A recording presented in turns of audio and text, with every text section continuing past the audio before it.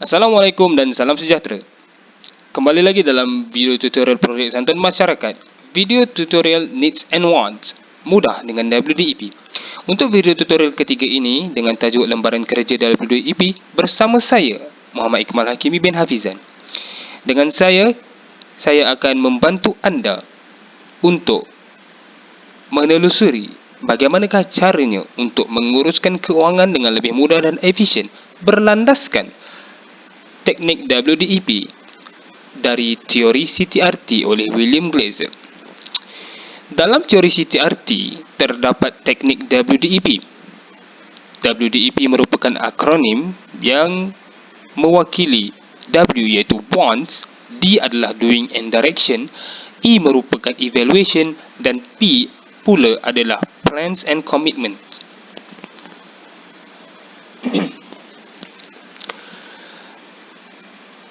Saya mencadangkan anda untuk melakukan ataupun melukis kotak seperti mana yang saya akan paparkan sebentar saja lagi. Yang kotak yang pertama merupakan kotak wants. Dalam kotak yang dilabel wants ini, anda perlu tulis apakah kehendak ataupun keperluan anda yang anda mahukan, yang anda ingin capai. Dalam kotak ini, anda perlu nyatakan perkara yang anda ingin capai, perkara yang sangat anda mahukan ataupun anda perlukan, yang anda ingin capai. Kotak seterusnya adalah kotak doing and direction. Dalam kotak doing and direction ini, anda perlu senaraikan apakah perkara yang anda lakukan sekarang untuk mendapatkan kehendak ataupun keperluan yang anda ingin capai yang telah anda nyatakan dalam kotak wants sebentar tadi. Anda perlu fokuskan perkara yang anda lakukan pada masa sekarang, bukan semalam, bukan minggu lepas, bukan bulan lepas, tetapi sekarang. Perkara yang anda lakukan sekarang, anda perlu senaraikan di dalam kotak doing and direction. Pada kotak yang ketiga, itu kotak E. E merupakan evaluation ataupun dalam bahasa Melayunya adalah penilaian. Dalam kotak penilaian ini, anda perlu menilai adakah tingkah laku ataupun doing and direction yang telah tingkah laku yang telah anda senaraikan dalam doing and direction sebentar tadi, adakah ianya tingkah laku yang munasabah, adakah ianya tingkah laku yang boleh membantu anda untuk mencapai wants yang telah anda nyatakan dalam kotak pertama tadi. Anda perlu menilai sekiranya doing and direction anda selari ataupun dalam erti kata mudahnya adakah ianya synchronize dan membantu anda untuk mencapai wants anda ataupun tidak. Sekiranya ya, maka anda boleh terus kepada kotak seterusnya iaitu kotak plans and commitments. Dalam kotak plans and commitment ini, anda perlu menyenaraikan ataupun anda perlu membuat perancangan dan plan tindakan perkara-perkara yang anda akan lakukan untuk mencapai kemahuan ataupun keperluan yang telah anda nyatakan dalam kotak wants sebentar tadi.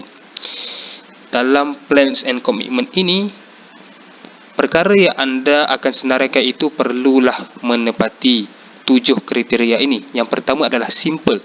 Perkara yang anda rancang ataupun pelan yang anda rancang itu perlulah mudah. Yang kedua, ianya perlulah attainable, iaitu ianya boleh dicapai. Yang ketiga, perkara ataupun perancangan anda itu perlulah boleh diukur ataupun measurable. Yang keempat, perancangan anda itu perlulah bersifat immediate, perkara yang anda boleh lakukan segera.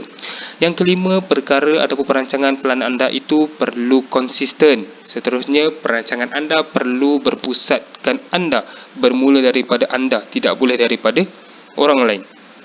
Yang ketujuh ialah anda boleh committed dengan perancangan dan pelan yang anda rangka. Anda perlu memastikan anda boleh committed terhadap pelan yang anda sendiri rangka. Anda perlu menepati ketujuh kriteria ini dalam merangka pelan tindakan dan juga perancangan anda. Itu sekiranya anda merasakan bahawa tingkah laku anda yang anda nyatakan dalam doing and direction itu munasabah untuk mencapai kemahuan anda. Tetapi bagaimana pula sekiranya ianya tidak munasabah? Jika tidak munasabah, anda perlu melihat kembali wants anda. Adakah wants anda betul-betul ataupun benar-benar perkara yang anda perlukan, yang anda mahukan pada masa sekarang? Ataupun adakah wants anda itu benar-benar perkara yang anda ingin capai? Sekiranya ianya memang tepat ataupun ianya memang benar, wants itu memang perkara yang anda ingin capai ataupun perkara yang anda inginkan ataupun anda perlukan, maka yang menjadi masalahnya adalah doing and direction anda. Bermaksud, doing and direction anda, perkara yang anda lakukan sekarang, tidak synchronize dengan apa yang anda mahu. Bermakna anda perlu mengubah tingkah laku ataupun kelakuan anda sekarang untuk mendapatkan perkara yang anda mahu. Itu sekiranya pada peringkat evaluation anda merasakan tingkah laku anda tidak munasabah. Jadi anda perlu berbalik semula kepada wants and doing, wants dan juga doing and direction anda, dan memastikan doing and direction anda itu munasabah untuk mencapai perkara yang anda mahukan ataupun perkara yang anda perlukan yang telah anda nyatakan dalam wants. Dan sekiranya wants dan juga doing and direction anda sudah synchronize dan anda merasakan tingkah laku yang anda lakukan sekarang itu munasabah untuk mencapai kemahuan ataupun keperluan yang anda nyatakan dalam wants, maka anda terus boleh beralih kepada kotak yang terakhir, iaitu plans and commitment, dan menyenaraikan perancangan dan juga plan tindakan anda berdasarkan ketujuh kriteria yang telah saya terangkan sebentar tadi. Jadi setakat itu saja untuk penerangan bagaimana untuk mengaplikasikan teknik WDEP ini dalam pengurusan kewangan anda. Kini anda sudah faham serba sedikit tentang teknik WDEP. Jadi sekarang saya akan memberikan anda penerangan contoh bagaimana untuk mengaplikasikan teknik WDEP ini ke atas pengurusan kewangan anda. Kita pergi satu persatu. Yang pertama, kita pergi kepada kotak wants. Katakanlah perkara yang anda paling inginkan sekarang adalah untuk membeli sepasang kasut bola yang berharga lebih kurang 7 ke 800 ringgit di mana-mana kedai peralatan sukan. Sebagai contohnya Al-Ihsan. Katakanlah anda sangat inginkan sepasang kasut bola ini yang anda sudah idamkan sekian lama, maka anda beralih seterusnya kepada kotak yang kedua, iaitu kotak doing and direction. Anda perlu lihat pada masa sekarang apa yang anda lakukan dengan wang yang anda ada pada anda pada masa sekarang. Di doing and direction ini anda perlu senaraikan ke mana ataupun perkara yang anda lakukan untuk mencapai hasrat anda untuk membeli kasut bola yang anda letakkan pada wants tadi. Katakanlah sekarang ni anda membelanjakan wang ke atas makanan-makanan yang mahal. Sebagai contohnya, suka untuk membelanjakan wang yang anda ada sekarang ni ke atas makanan. Satu hari mungkin anda membelanjakan hampir RM30 untuk makan sahaja. Itu anda letak di doing and direction. Itu adalah perkara yang anda lakukan sekarang. Perkara yang anda sedang lakukan, iaitu anda sedang membelanjakan wang anda ke arah makanan. Kemudian senaraikan lagi perkara apa yang anda lakukan terhadap wang anda sekarang. Anda suka untuk pergi berjalan dengan rakan-rakan anda. Seminggu mungkin 2 kali anda keluar bersama rakan-rakan anda. Dan yang ketiga, katakanlah anda menggunakan wang anda untuk top up permainan online. Saya bagi contoh, mungkin Mobile Legend, mungkin PUBG. anda banyak habiskan wang anda di situ. Setelah anda menyenaraikan perkara yang anda lakukan sekarang di doing and direction, kemudian anda pergi ke kotak yang ketiga, iaitu kotak evaluation, kotak penilaian. Anda nilai semula, apakah tingkah laku anda yang anda lakukan sekarang ini munasabah untuk mencapai kemahuan anda. Yang anda ingin beli kasut bola yang anda inginkan, yang berharga 7 ke 800 itu, munasabah untuk anda mencapai kemahuan yang anda nyatakan di atas? Sudah tentu tidak, kerana anda membelanjakan wang anda terhadap perkara-perkara yang tidak perlu.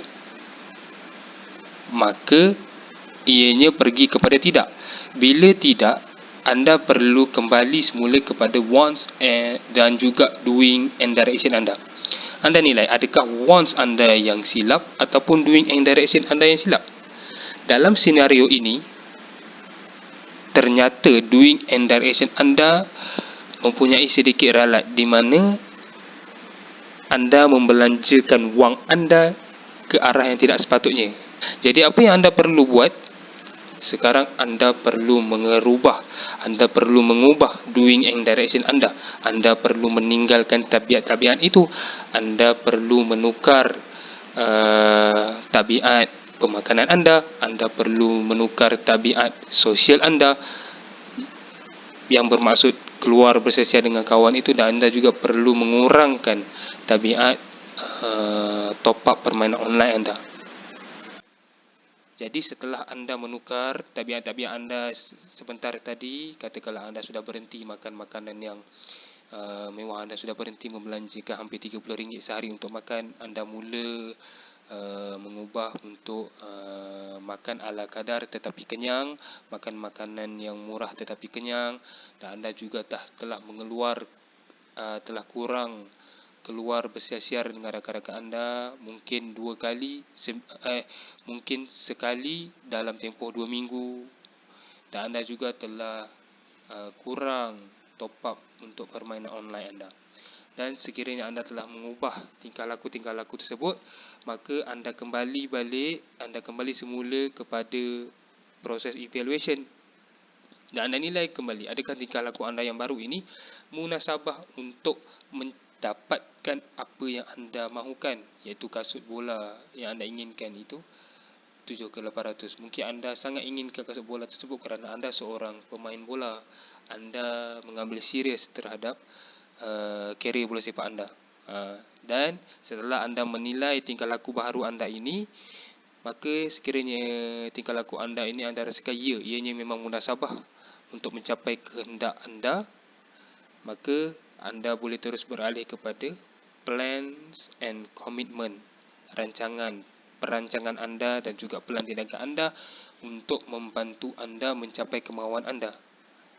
Dan ingat kembali, pastikan perancangan yang anda letak di plans and commitment ini menepati ataupun bersesuaian dengan ketujuh-tujuh kriteria yang telah saya sebutkan sebentar tadi.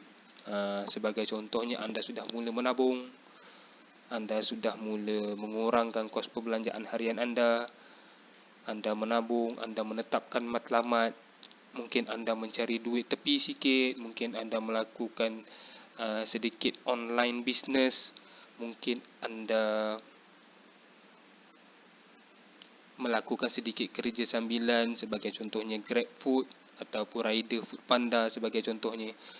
Anda boleh senaraikan perancangan dan pelan tindakan anda. Selepas anda menyenaraikan pelan tindakan dan juga perancangan anda, maka anda boleh ikuti pelan anda itu, laksanakan pelan anda itu, dan kemudian anda akan merasakan perubahan yang ketara, di mana apabila anda sudah melaksanakan pelan tindakan dan perancangan anda itu dalam satu tempoh, maka anda akan merasakan yang anda mampu untuk mencapai wants anda untuk membeli kasut bola yang berharga 7 ke 800 itu tadi, yang anda letakkan di wants anda.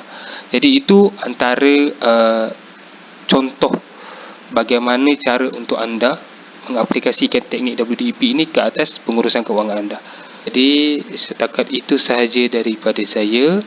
Dan saya berharap selepas anda menonton video ini, anda mampu untuk menguruskan keuangan anda dengan lebih baik dan menjadi seorang yang bijak dalam menguruskan keuangan mereka. Sekian saja daripada saya. Wabillahi taufiq wal hidayah. Assalamualaikum warahmatullahi wabarakatuh dan salam sejahtera.